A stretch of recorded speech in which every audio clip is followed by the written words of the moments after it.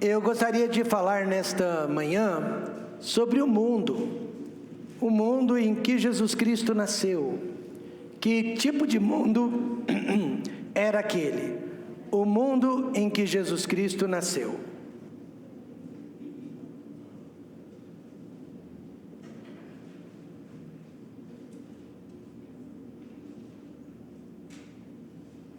E aconteceu naqueles dias que saiu um decreto da parte de César Augusto para que todo mundo se alistasse. Este primeiro alistamento foi feito sendo Quirino presidente da Síria. E todos iam alistar-se, cada um à sua própria cidade. E subiu também José da Galileia, da cidade de Nazaré, a Judéia, a cidade de Davi, chamada Belém, porque era da casa e família de Davi, a fim de alistar-se com sua mulher Maria, desposada com ele, a qual estava grávida. E aconteceu que, estando eles ali, se cumpriram os dias em que ela havia de dar à luz, e deu à luz a seu filho primogênito, e envolveu-o em panos, e deitou-o numa manjedoura, porque não havia lugar para eles na estalagem. Querido Deus e eterno Pai, neste momento eu peço que fale conosco a respeito daquele primeiro Natal. Há muitas lições que podemos tirar para a nossa própria vida nos dias de hoje, deste primeiro Natal. O Senhor já falou conosco através de hinos, corinhos. Agora fale conosco através das Escrituras Sagradas. Fale conosco através deste texto que conta a narrativa do nascimento de Jesus Cristo, seu Filho, que veio a este mundo. Mostra-nos, meu Pai, que precisamos ver nesta manhã, para a nossa própria vida, como marido, como pai, como crente em Cristo Jesus, como ser humano. Fale conosco, ó Pai, sobre esta mensagem. Eu te peço, no nome de Jesus. Amém. Jesus Cristo, ele nasceu durante o reinado de um dos homens mais importantes e mais famosos da história da humanidade, César Augusto. Mas você sabia que o seu nome verdadeiro era Otávio, ou Otaviano? E ele era sobrinho do famoso Júlio César. Júlio César não tinha filhos, consequentemente o seu trono acabou ficando com o seu sobrinho, Otávio, Otaviano. Depois que o seu tio morreu, Roma, no entanto, perdeu forças e foi dividida entre 3 governos, 3 poderes. E Otaviano, é claro, ficou com um deles, e as outras 2 partes ficaram com o famoso Marco Antônio. Marco Antônio, um dos personagens mais famosos da história, e com um desconhecido, um general chamado Lépido. Com o tempo, Lépido foi tirado de cena, foi engolido pelos outros 2 grandes líderes, e Otaviano e Marco Antônio, por um bom tempo, dividiram a liderança de Roma. Mas apesar de serem parentes, os 2 eram cunhados, eles travaram uma batalha sangrenta, a qual Otaviano venceu, e assim se tornou o primeiro imperador de Roma. E aí ele passou a se chamar César Augusto. Portanto, Jesus nasceu em um mundo controlado pela violência, pela brutalidade, pela imoralidade, pela idolatria, pelo paganismo. Muito semelhante ao mundo em que eu e você vivemos hoje em dia. Mas César Augusto, ele foi capaz de trazer certa estabilidade para o mundo naqueles dias. Primeiro, depois de vencer os seus 2 maiores inimigos, ele conseguiu produzir uma certa paz no mundo mediterrâneo.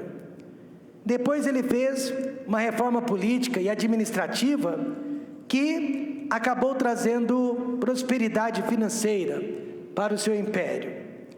E finalmente, ele fez com que o Egito, de Marco Antônio, ele fez com que o Egito pagasse por todos os seus crimes de guerra. Não é à toa então que a Bíblia diz, olha o que a Bíblia diz: mas vindo a plenitude dos tempos, Deus enviou seu Filho, nascido de mulher, nascido sob a lei. Ou seja, Jesus nasceu na hora certa, no lugar certo, no mundo certo e na época certa. Ele nasceu na plenitude dos tempos.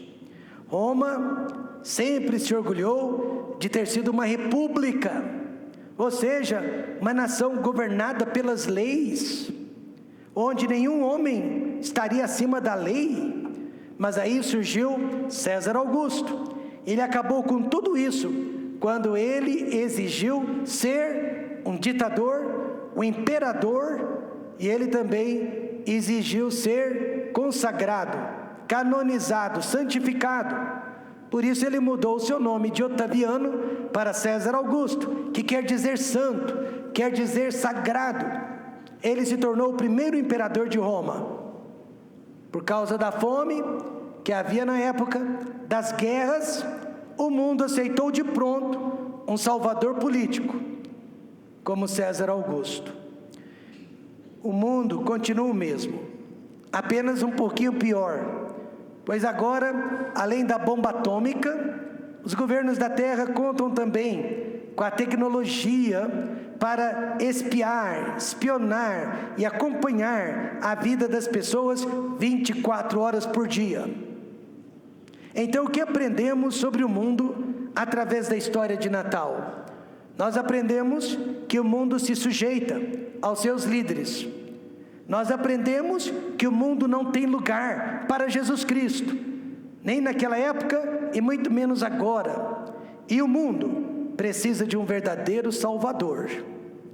Em primeiro lugar, eu e você estamos vivendo em um mundo autoritário. E Jesus Cristo nasceu em um mundo autoritário.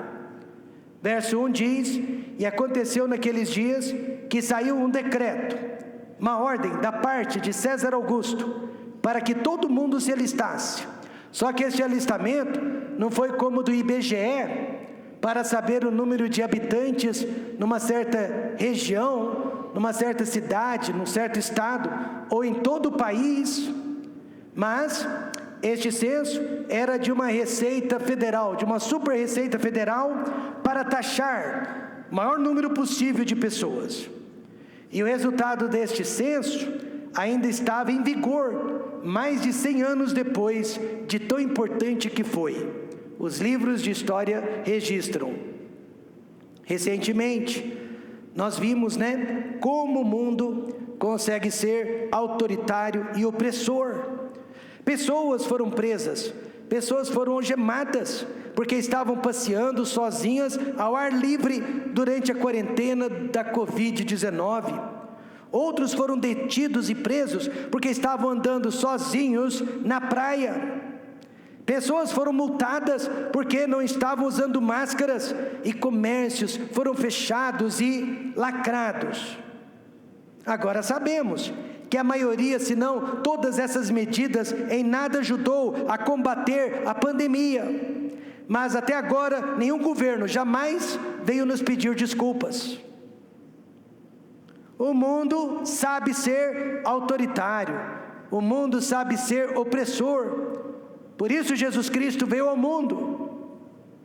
Ele disse: o Espírito do Senhor Deus está sobre mim, porque o Senhor me ungiu para pregar boas novas aos mansos, enviou-me a restaurar os contritos de coração, a proclamar liberdade aos cativos e abertura de prisão aos presos, porque Jesus sabe que nós vivemos no mundo autoritário, nós vivemos no mundo opressor. O mundo vai tirar tudo de nós, o mundo exige a nossa fidelidade, a nossa lealdade, a nossa servitude. O mundo quer nos escravizar. Este mundo, irmãos, é um lugar de tiranos. Por isso que o único homem de seu palácio de marfim, na cidade de Roma, ele deu uma ordem, e o mundo inteiro daquela época se sujeitou àquela ordem. E apesar disso, meus amados irmãos, ele não passava de um mero homem, com vários tipos de problemas dentro da sua própria casa. Ele tinha uma filha que simplesmente fugiu ao controle dele. Ele era poderoso, mas não podia controlar a própria filha. Deus não permitiu que ele tivesse filhos homens. Então ele precisou adotar um de seus sobrinhos. E todos os seus sobrinhos morreram ainda muito jovens. O atual presidente dos Estados Unidos, supostamente, o homem mais poderoso do mundo, está demonstrando sinais de demência. E o filho dele está sendo processado por vários crimes que poderão levá-lo para a prisão por muitos e muitos anos. Apesar disso, da fragilidade dos homens, fragilidade dos líderes, fragilidade dos nossos governantes, os homens preferem ter mais medo do mundo do que medo de Deus, obedecer mais o mundo que obedecer a Deus, preferem seguir mais este mundo do que seguir a Deus, mas o mundo é um coitado, só que não sabe disso. Certa vez um político romano, poderoso, tentou intimidar logo quem? Jesus Cristo. Tentou intimidá-lo com a sua autoridade, com o seu poder. Mas veja a resposta que Jesus Cristo deu àquele homem. Disse-lhe, pois, Pilatos: não me falas a mim? Não sabes tu que tenho poder para te crucificar e tenho poder para te soltar? O mundo é assim. O mundo quer que nós tenhamos medo dele. Mas veja a resposta de Jesus Cristo. Respondeu Jesus: nenhum poder terias contra mim se de cima não te fosse dado. César Augusto, da escrivania de seu palácio, pensou que ele estivesse exercendo a sua própria vontade, ao obrigar naquele dia que o mundo inteiro se alistasse. Mas na verdade, ele não passava de um peão sendo usado nas mãos de Deus. Deus o estava usando para uma causa muito maior, muito mais nobre: fazer com que Maria e José saíssem lá de Nazaré para Belém de Judá, onde o Messias precisava nascer. 2000 anos depois, quem o mundo conhece melhor? César Augusto ou Jesus Cristo de Nazaré? Amém, irmãos? Cuidado, o mundo é muito autoritário. Agora mesmo, o mundo está forçando a identidade de gênero sobre nós e nossos filhos. Agora mesmo, o mundo está forçando o aborto indiscriminado como proteção de saúde para as mulheres. O mundo está forçando o nosso silêncio sobre estes e outros assuntos. Então, o que devemos fazer? Jesus disse em Mateus 10, 28, e não temais os que matam o corpo e não podem matar a alma, temei antes aquele que pode fazer perecer no inferno a alma e o corpo. Jesus, meus amados irmãos, nasceu em um mundo autoritário, e ele foi obediente a César Augusto, tanto quanto possível. Mas quando César Augusto, quando o governo ultrapassava as barreiras de Deus, Jesus ficava do lado do Pai. Amém, irmãos? E por isso Jesus disse: dai, pois, a César o que é de César e a Deus o que é de Deus. E nesta manhã nós estamos adentrando um novo ano, e nós estamos adentrando um governo que não conhecíamos antes, autoritário, quer seja neste país e em outros países, mas o recado de Deus continua o mesmo: nós vamos continuar dando ao governo o que é do governo, mas a Deus o que é de Deus. Mas ele nasceu no mundo autoritário. Neste Natal, coloque Deus em primeiro lugar e o mundo em último lugar. Em segundo lugar, Jesus também nasceu em um mundo agnóstico, incrédulo, ateu. Verso 7: e deu à luz a seu filho primogênito, e envolveu-o em panos, e deitou-o numa manjedoura, porque não havia lugar para eles na estalagem. Você ouviu? Não havia lugar para eles. Desde que nasceu até os dias de hoje, o mundo nunca deu lugar para o Senhor Jesus Cristo. O único lugar que este mundo jamais deu para Jesus Cristo foi pendurado em cima de uma cruz pesada. Este foi o lugar que o mundo deu para Jesus. José e Maria tiveram que viajar mais de 130 quilômetros, a pé, montados sobre um burro, numa época que não havia meios de transportes, como nos dias de hoje, gastando tempo que não tinham, dinheiro que não tinham, pois Maria estava grávida. Mas irmãos, veja como Deus estava no controle desde o princípio. Em Nazaré, Maria estava sendo mal falada, mal vista. Em Nazaré, ela estava sendo difamada. Ela não precisava ter ido com o marido. Ela era mulher, podia ter ficado em Nazaré. Mas o marido, cuidadoso, carinhoso, protetor que era, fez questão de tirá-la daquele ambiente. Amém, irmãos? Maria, você não precisa ficar aqui e passar por isso. Venha comigo.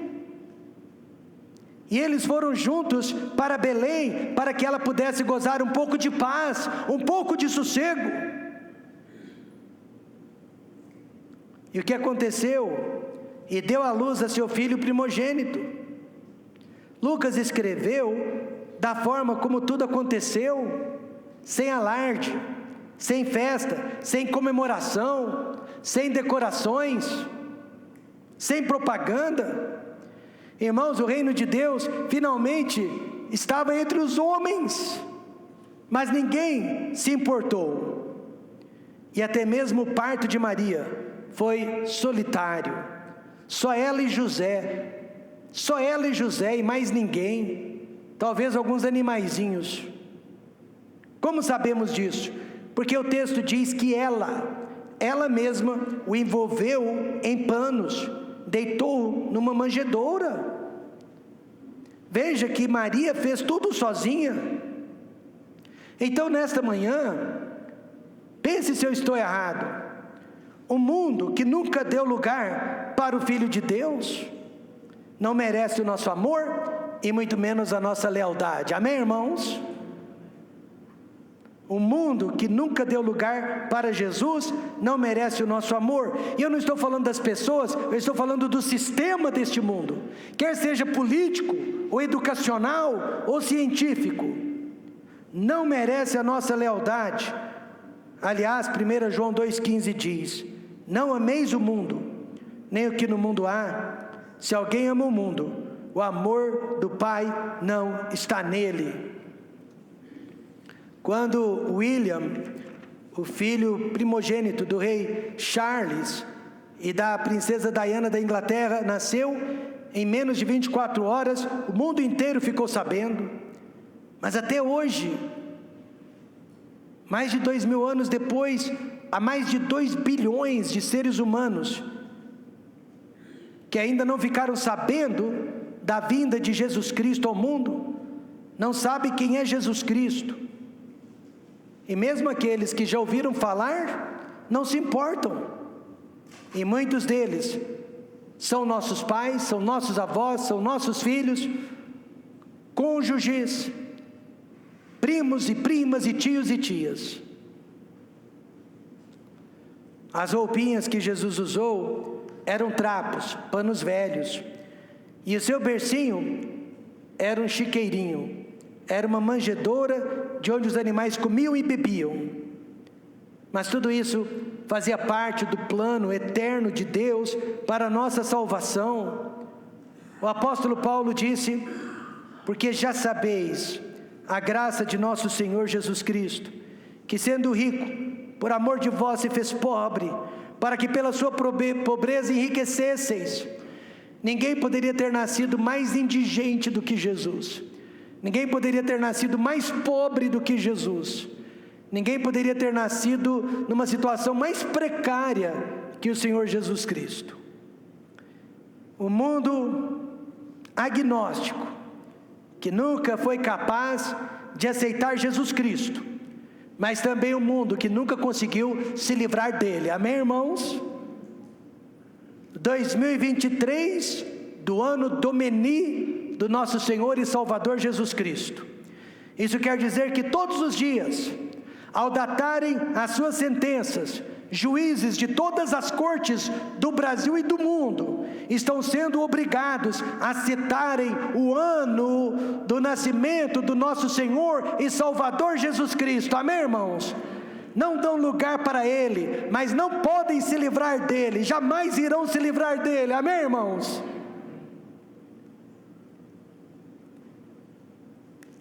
Mas o que me constrange não é a rejeição por parte do mundo.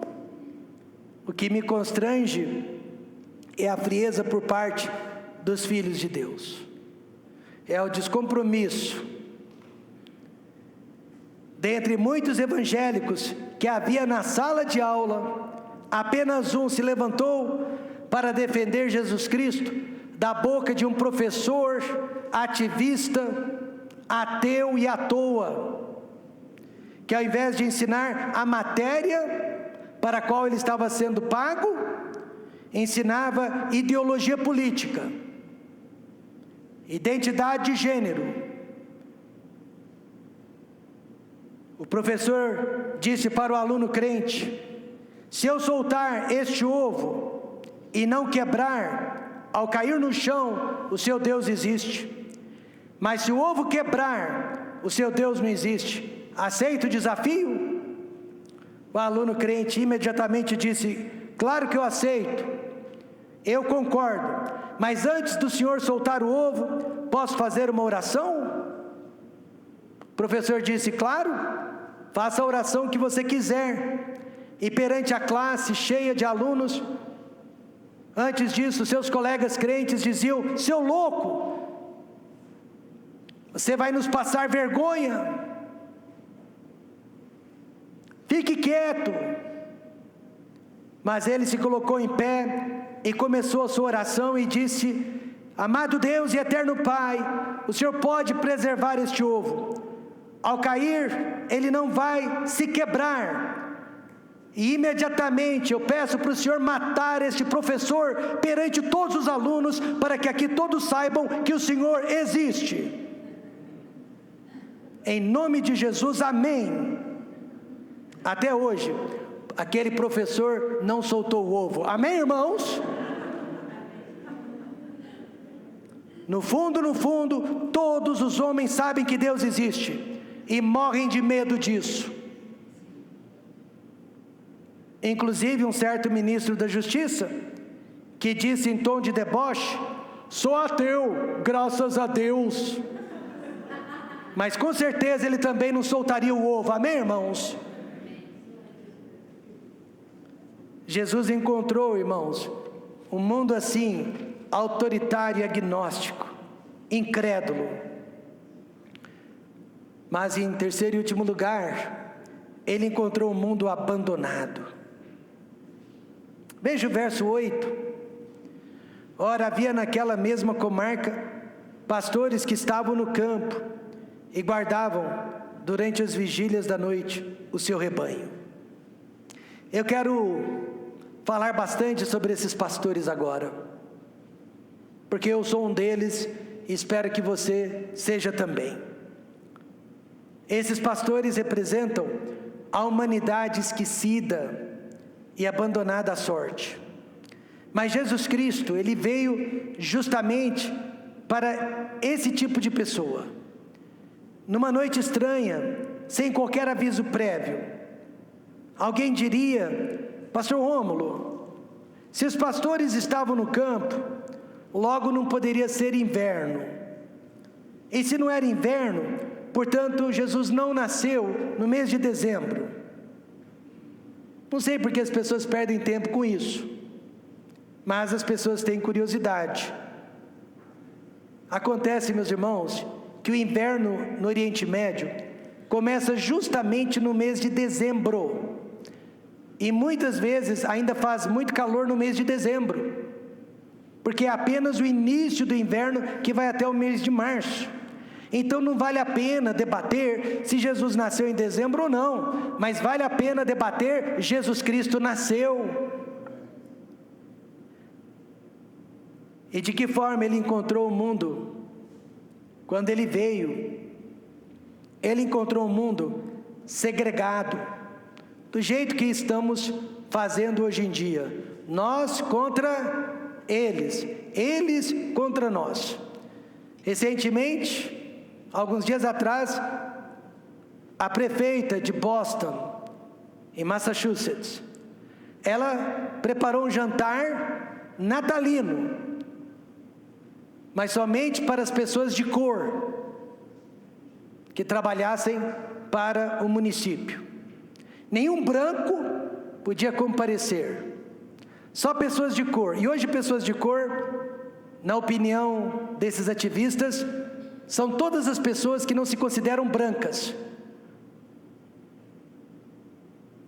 Imagine se um prefeito fizesse a mesma coisa e dissesse: só brancos podem vir. O mundo teria virado de cabeça para baixo, e esse prefeito já estaria atrás das grades. Então Jesus também encontrou um mundo assim, segregado, separando as pessoas, dividindo as pessoas.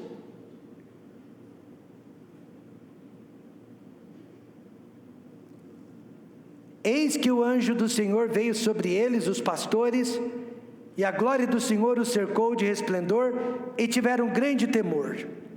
Aqueles pastores representavam a escória da sociedade, uma casta desprivilegiada. Eles eram pobres, eles eram mal cheirosos, jamais seriam convidados para visitar os palácios reais. Uma cesta de gente deplorável, ou como alguém disse em inglês, a basket of deplorables. Essa frase ficou muito famosa. Eu e você, nós somos uma cesta de deploráveis. Mas foi para os deploráveis que Jesus Cristo veio ao mundo. Paulo disse: esta é uma palavra fiel e digna de toda aceitação, que Cristo Jesus veio ao mundo para salvar os pecadores, os deploráveis, dos quais eu sou o principal. E quem são os deploráveis hoje na sociedade em que vivemos? Quem é contra a identidade de gêneros, quem é contra o aborto, quem não tem medo das mudanças climáticas, quem defende a família tradicional, quem é conservador, ou seja, o cristão verdadeiro. Nós somos deploráveis. E Jesus disse: se o mundo vos odeia, sabei que primeiro do que a vós me odiou a mim. Nós somos deploráveis porque nós seguimos Jesus Cristo. Nós seguimos os seus ensinamentos, o seu exemplo e a sua palavra. Os pastores eram tão deploráveis, mas tão deploráveis, que eles nunca podiam ser convocados para testemunhar, quer seja contra ou a favor de alguém,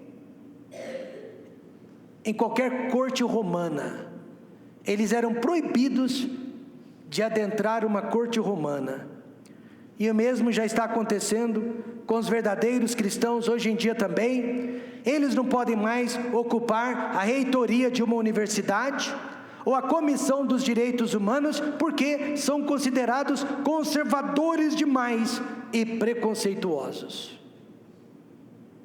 Quantos aqui já foram tratados como lixo por causa de sua mensagem ou por causa do seu testemunho? Eu já fui. É uma sensação indescritível. Na hora você sente muita vergonha e talvez até um pouquinho de raiva, mas depois você reflete e entende por que o inferno existe e precisa existir. É porque os homens odeiam a palavra de Deus e odeiam o Deus da palavra. O mundo odiava aqueles pastores do campo e o mundo nos odeia. Mas para quem veio Jesus? Para os pastores do campo. Preste atenção, Paulo disse: porque vede, irmãos, a vossa vocação, que não são muitos os sábios, segundo a carne, nem muitos os poderosos, nem muitos os nobres que são chamados. Ei, onde que estão os 11 ministros da Suprema Corte? Nenhum deles se encontra na igreja. Onde estão os 500 ou mais congressistas? Onde estão os 80 senadores? Não, eles não estão no nosso meio, eles não fazem parte da nossa família, eles não fazem parte da nossa sociedade cristã. Onde que estão os grandes empresários? O mundo nos separa por casta, e eu quero dizer, neste final de ano, que a minha casta é a minha igreja e meus irmãos em Cristo Jesus. E além de um mundo segregado, entre eles e nós, encontrou um mundo perdido. Veja o verso 10. E o anjo lhes disse: não temais, porque eis aqui vos trago novas de grande alegria, que será para todo o povo. As novas de grande alegria, o que é? É a pregação do puro evangelho, é o plano de salvação para os homens perdidos. E que privilégio os anjos pregaram o evangelho. Eles anunciaram o nascimento de um Salvador, não de um político, amém, irmãos? Não de um conselheiro, não de um psicólogo, não de um médico, não de um soldado, mas de um Salvador que era o que o mundo mais precisava e ainda precisa. Eles prometeram paz, não para o mundo, mas para os homens de boa vontade. Os homens de boa vontade estão na igreja, amém, irmãos? O que isso significa? Que a paz não estava em César Augusto, a paz não estava em Israel, a paz não estava em Roma, a paz está em Deus. O homem até pode nos dar uma paz temporária de guerras e fome, mas não pode acabar com a nossa angústia de alma, inveja, cobiça, ambição. Só Deus pode nos dar paz interior. E os pastores, eles entendiam muito bem o conceito de pecado. Quando os anjos disseram que ali estava o Salvador do mundo, eles entenderam, pois eles eram responsáveis, aqueles pastores do campo, eram responsáveis de apacentar e cuidar das ovelhinhas que seriam sacrificadas no templo, sacrificadas pelo pecado das pessoas. Eram eles que cuidavam daquelas ovelhinhas. Aquelas ovelhas seriam sacrificadas pelo pecado do povo. Então, que pensamento maravilhoso! Aqueles que cuidavam das ovelhinhas do templo foram os primeiros a olhar e conhecer o Cordeirinho de Deus que tira o pecado do mundo. Jesus pode ter nascido dentro de um chiqueiro, ter sido embrulhado com panos de trapo, mas foram os anjos de Deus, o exército angelical que desceu naquela noite para glorificá-lo e para adorá-lo, amém, irmãos? De dentro de uma manjedoura, o Criador dos céus e da terra, o Salvador do mundo, foi adorado por um exército de seres angelicais. Que contraste entre a manjedoura onde ele nasceu e aquele exército de seres angelicais. Verso 13 diz: e no mesmo instante apareceu com um anjo uma multidão dos exércitos celestiais louvando a Deus. O mundo continua rejeitando o menininho da manjedoura, mas um dia este mundo terá que se ajoelhar perante ele, não mais de uma manjedoura, muito menos de uma cruz, mas do seu grande trono branco, de onde ele estará julgando todos os homens que já existiram neste mundo, desde os pequenos até os maiores. Os pastores se ajoelharam naquela noite. Eu e você nos ajoelhamos hoje, amém, irmãos? Perante Jesus. Mas o mundo perdido irá se ajoelhar no dia do juízo final. Veja o que Filipenses 2,10 diz: para que ao nome de Jesus se dobre todo o joelho dos que estão nos céus e na terra e debaixo da terra. Hoje de manhã, os homens preferem se ajoelhar perante um copo de cerveja, perante um copo de vinho, perante um toco de cigarro, perante a pornografia, perante a prostituição, perante os palavrões, perante a mentira, perante a corrupção, perante a política, mas rejeitam se ajoelhar perante Jesus. Eu convido toda a igreja a se ajoelhar perante Jesus. Nada faz mais bem para nós do que se humilhar perante Deus. Eu tinha um pastor colega que ele orava todos os dias. Ele ia para o único banheiro da casa e ele orava com a boca no vaso sanitário. E eu perguntei para ele por quê. Ele disse: Rômulo, eu tenho muito problemas com orgulho. Eu me ofendo com facilidade. Eu me machuco com facilidade. Eu sinto amargura com facilidade. Eu estou reagindo contra as pessoas com muita pressa. Eu tenho que me lembrar que eu não sou nada. Ou esse pecado vai me vencer. Se ajoelhe perante Jesus e entre 2024 ajoelhado perante Jesus.